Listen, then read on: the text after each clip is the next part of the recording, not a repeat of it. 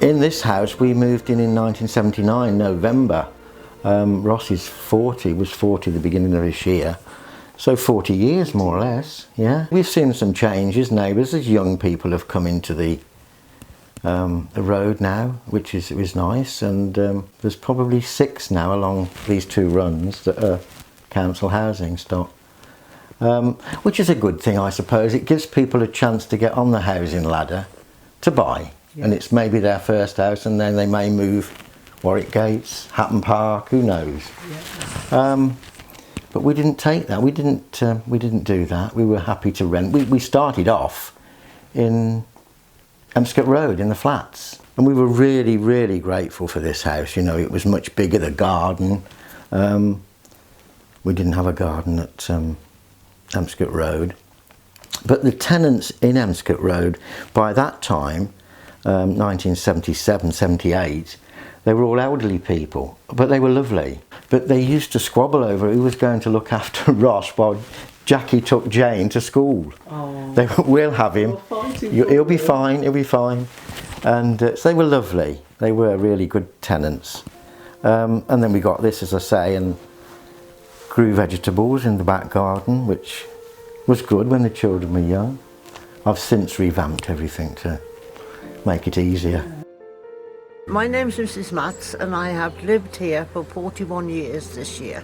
Previous to that, I worked for Warwick District Council at Beecham Court in Kenilworth. And then it was looking for a house, and I'm sorry to say my husband was very awkward because they offered us a new property which they were building at the time on the Campion Hills. Oh, yes. They were putting those new houses there. No, he said it looks like a pigeon box. So we wouldn't have that one. Then they offered us one in Windmill Road, I think it was. No, we didn't want that one. There was something wrong with that one. Then there was a house going in Bury Road. No, we don't want that one. So fortunately, he used to come home for lunch. So Mr. Bradshaw had phoned me and told me about this one. Well, I hadn't got a clue where England Crescent was. Never had. I didn't even know it existed. So I told him, he said, we'll take that. I said, but we haven't seen it. It doesn't matter, we'll take that. Okay. Simply because he knew the man who lived across the road called Mr. Pye, and he knew Diane who lived next door. And I thought, well, that's fine. So we came round to look at it. Obviously we couldn't come in till we got the key. But when we did come in and look at it, we could only look through the window. I thought, oh, it looks a nice area, we'll take it then. But once we got the key and came in, oh, it was a bit daunting because it needed everything doing. But because we'd left it so long and I was nearly about to leave, we didn't have any choice, so we had to take it. So we had to get everybody we knew with paintbrushes. And to be honest, it looked like a hospital. Because you paint it all white first and then think what you're going to do later when you got in. Yes. So that's all we did. Dave got the tenants, his parents had the tenancy of the house, and Dave was born 1934 and they came here when he was 6 months old. Yeah. And then his mum and dad got the tenancy, and then you took it over when your father died first, didn't he? Yeah. Your father died first, and then your mother had the tenancy, and you took the tenancy in 1962 in the May. It's always in my mind. It always has been since I moved in here. It's always been in my head that I lived here all my life. Yeah. And of course it was the family home. I mean, they still treated it, the ones that are still living, even his niece and nephew, still treat this as the family home sort of thing. I mean, when we did talk about moving, your brother was a bit upset. He said, oh, you're going to leave that home? We said, well, it's something we'll have to think about. I was born in, Lambeth Walk you know, down the Stratford, Birmingham Road, Yeah.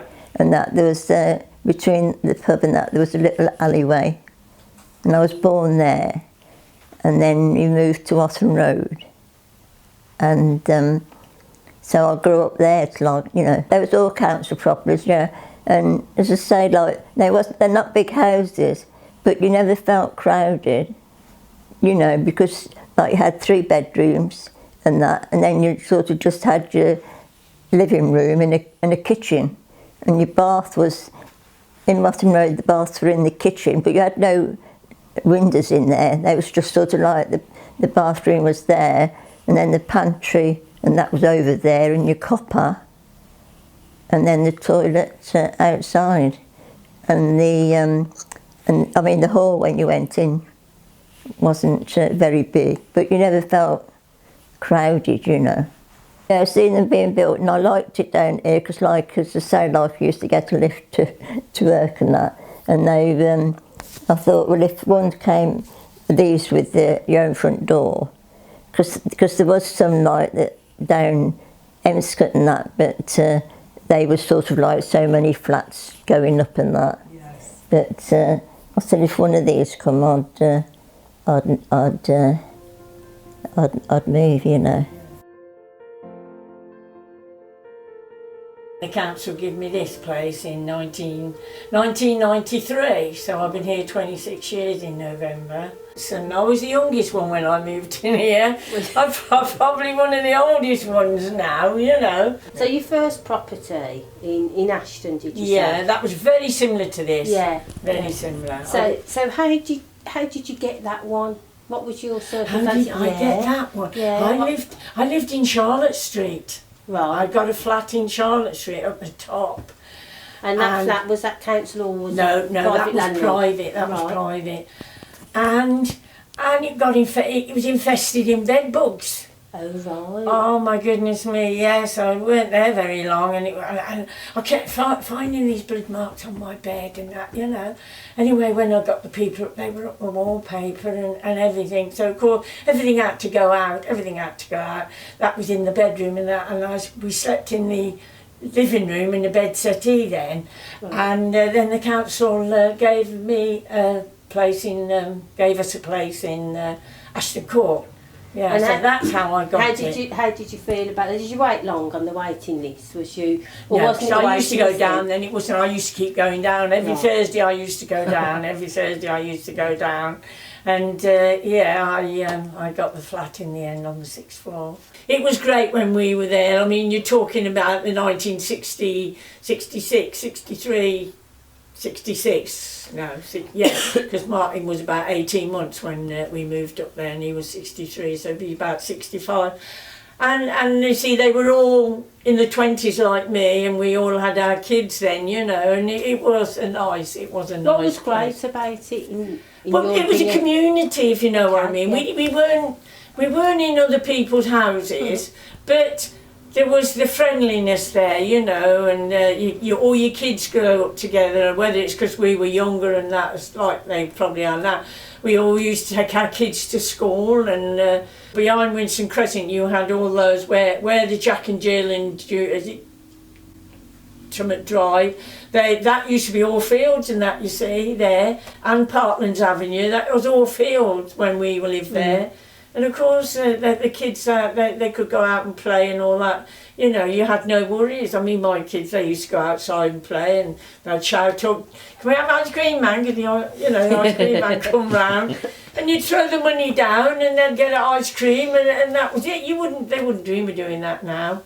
So yeah, it was good times. Yeah, and they'd be out on the bikes and. How long have you lived in this property? 68 years. 68 years? Yeah. Okay. And was it have you had this property for 68 years, or was it your parents? It was my parents in 1951, yes.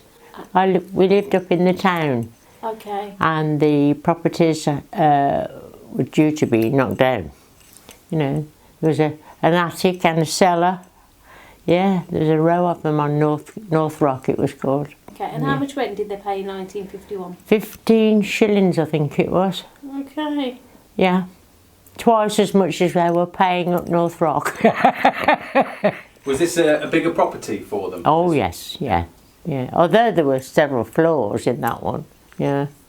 Okay. Yeah, we had a bathroom and, you know. And how did you report repairs in those days? You had to go up to the council office, yeah, in Drury Street. You had to go up. Yes. There was no telephones. No, there wasn't. Okay. The road was all rubble when we moved in. No pavements, and all the holes were dug for the big concrete posts for the fencing.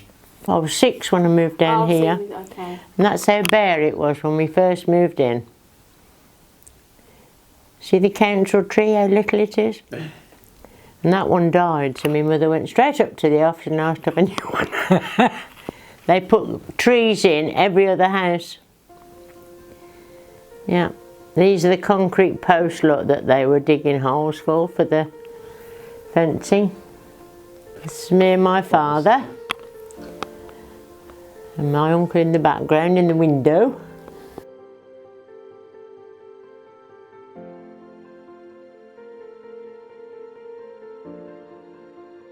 As I say, when we moved to Stratton Crescent, it was, although it was the no fines and it was freezing cold in the summer, in the winter. Summer was nice, it was cool, but in the winter we had paraffin heaters. I'd have the upright Valor paraffin heater upstairs, and Mum would have another one down probably in the kitchen or something. And today, paraffin heaters, you wouldn't dream of having a paraffin heater in the house, for safety's sake. And we used to go over to, it was called Danny Monaghan's, Danny's it was called, and get pink paraffin at the side of the property, obviously outside.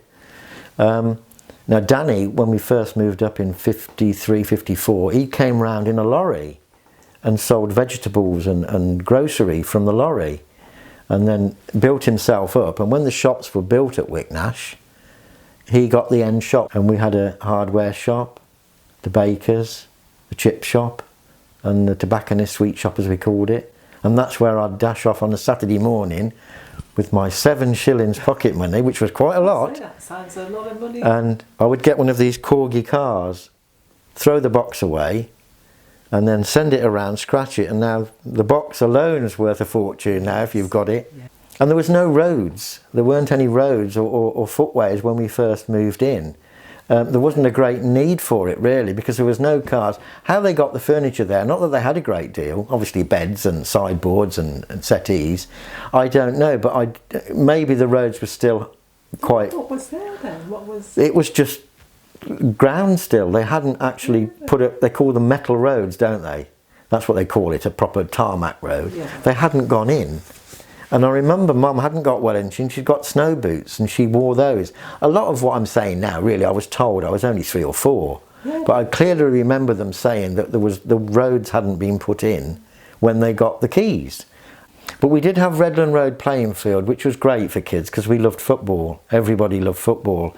So yeah, the council had built it. I think the council had thought of everything. They'd got the shops, the pub and the playing field. This week I found all the bits out from Beecham Court, because when I went there it was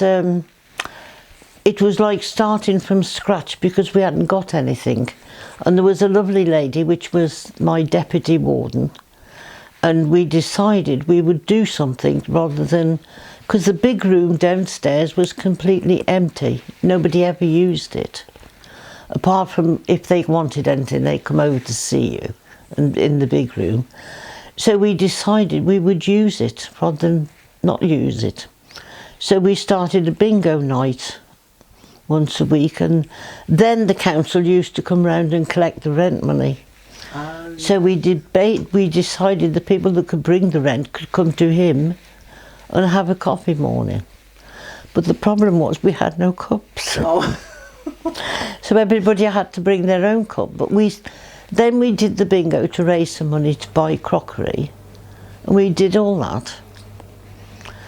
And then unfortunately I had this mad idea that we would, when it was the Jubilee, we did a street party. The Beecham Court Road, yes. We had permission, we could close it for so many hours and just let the people come to the street party. I mean, even the neighbours supplied like sandwiches and all sorts of things. And then it just went drastic from there, because then we had a bring and buy sale, because we needed plates and things to so all that was left there, plates, cups, saucers, knives, forks. But the in the community then, I mean, the people were so nice. I mean, we even did a dinner for everybody. Did you? We did, and I cooked it. But the butcher gave us 2 turkeys, and then my sister, whose husband worked on the farm, he bought me potatoes and sprouts and things, and that we had that was hectic, but we did have a good time. I can always remember, like down Watton Road and that. I mean, the milkmen used to come, the coalmen, the vegetable people, and all those used to come round. And as I say, I can remember like when the war was declared and all that, and the soldiers coming. Because I was 11 when war broke out and that. And then, as I say, like the wounded soldiers, they brought them back to, you know, the Cape Road. Yes. And they brought them back to that part, because there was a little shop there, a little sweet shop there.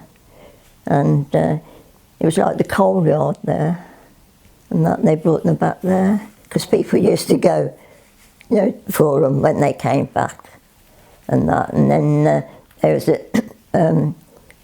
a Warwick Hospital, and then they used to come around walking round and that, and we'd be playing there, you know, and they'd come and talk to you and all that. They all had the blue suits on. They used to wear blue. Well, there used to be quite a lot of all friends from different parts of the estate. There used to be a rope swing over the brook on the Hampton Road side, and we used to spend ages over there. Yeah, spent hours over there swinging across the brook. I never fell in.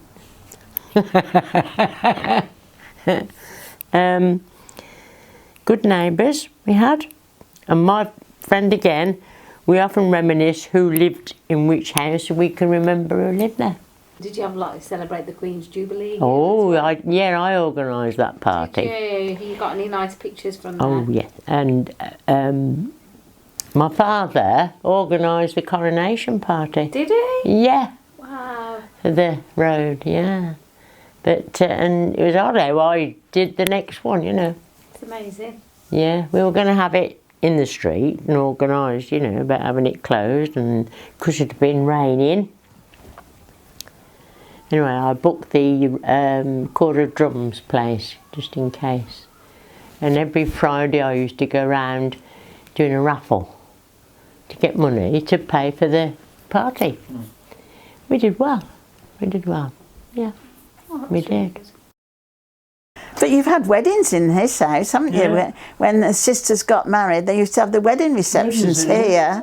Yeah. And there used to be crowds in. I mean, I've known 1 or 2 parties they've had here. Oh, my dad always, he was at that cabinet here. With his drink. And he always had he used to go over the Wedstock and fetch the beef across, and just feed people, you know, who came to visit. And he had a piano in that over there, didn't he? Piano there, yeah. And he used to play the piano. My brother-in-law, he used to play honky tonk, but he was good at it.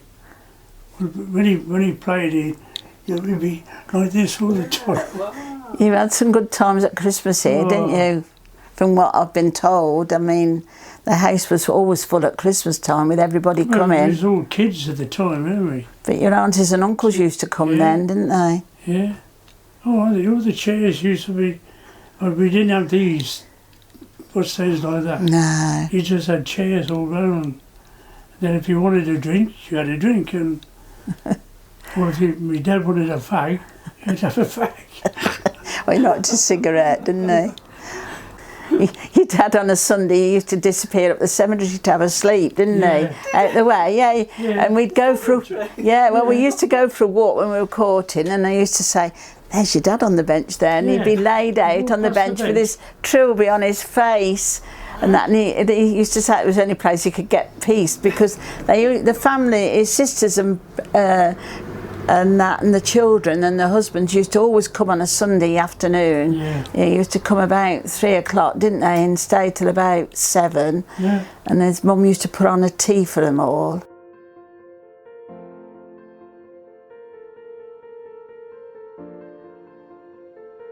You know, when you first got your first property or any of the properties and you got your keys, how did you feel? Relieved. Did you feel relieved? Especially about this one, yes. Did you? Yes, oh goodness me, yes, because as I said, I was living here, there and everywhere, you know. So, and I was on my own. Oh, Christopher was here for a while, but then he moved down the road. So, yes, it was quite good, and I was quite happy with it as well, because it's on the 2nd floor. It's not high, you know. I wouldn't have wanted. I mean, I know I was on the 6th floor then, but now I would never have dreamt to go and living on the 6th floor. As I say, I pay me rent and what's it, and if I want anything done, I've never had any problems with them. If I want something done, they've always come and done it. You know, people moan, oh, the council, they don't do this and they don't do that, but I found that they do. I find that they do. We tried twice to buy the place, and we'd worked all our pennies out and it left a £5, and I said, you know, I can't bring 2 boys up and not have enough money, so we didn't bother. Yeah. And everything's been done, new roof, recladded, pipes, windows, doors, everything's been done. But social housing, I believe personally to this day, is very, very important for people that haven't got a mortgage, that can't get a mortgage. Really do believe it's very, very important that we don't lose that.